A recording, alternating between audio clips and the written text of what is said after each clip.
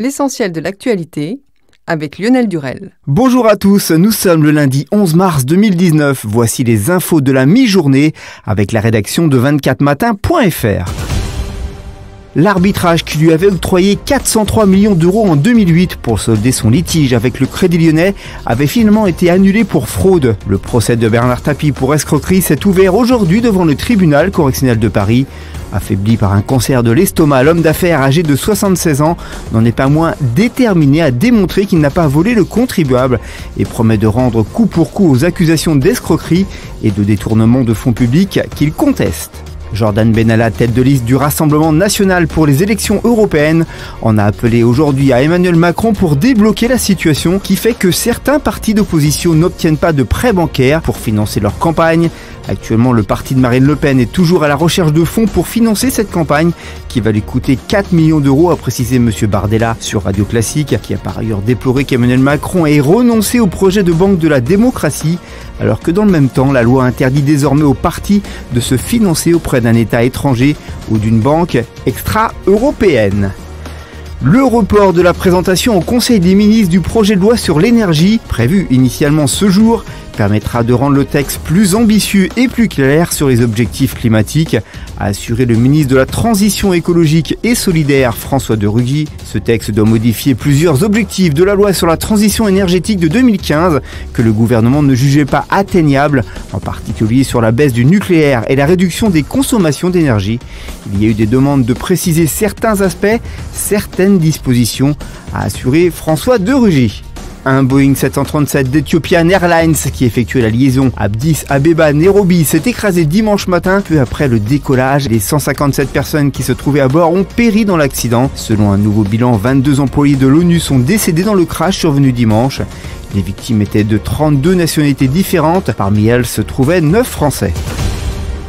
En bref et dans le reste de l'actualité, le président algérien Abdelaziz Bouteflika a regagné hier l'Algérie où il fait face à une contestation inédite en 20 ans de pouvoir. À l'issue de 2 semaines d'hospitalisation en Suisse pour des examens médicaux, les Algériens qui attendaient d'en savoir plus au journal de 20h de la télévision publique n'ont finalement eu droit qu'à la lecture d'un communiqué laconique, sans autre image qu'un simple portrait du président. Selon une étude américaine, les femmes connaissant des épisodes de perte de poids suivis d'une reprise seraient plus sujettes à des maladies cardiovasculaires. Celles qui perdraient au moins 4,5 kg avant de les reprendre en l'espace d'un an seraient ainsi directement concernées par un risque de maladie cardiovasculaire accrue. En sport, buteur dimanche lors du choc de clôture de la 28e journée entre l'Olympique de Marseille et l'OGC Nice 1-0, Mario Balotelli, débarqué dans les derniers jours du mercato hivernal, a prolongé sa belle série au stade Vélodrome. L'international italien ayant en effet marqué à chacun de ses 4 premiers matchs avec l'OM au stade Vélodrome. Une performance rare puisqu'il faut remonter à 1969 et à Josip Skoblar pour trouver trace d'un nouveau Marseillais aussi prolifique pour ses débuts. Au tournoi d'Indian Wells, Stan Wawrinka va retrouver Roger Federer. Les 2 joueurs ont gagné la Coupe Davis et un titre olympique ensemble, mais leurs duels ont parfois été très tendus. L'actualité du divertissement, verrez-vous un jour Marc Lavoine coach dans The Voice? La réponse est non, comme il l'a expliqué sur RTL. Oui, on m'a proposé d'être coach dans The Voice, je ne me sens pas capable. Qu'ils pensent à moi, je trouve ça très flatteur.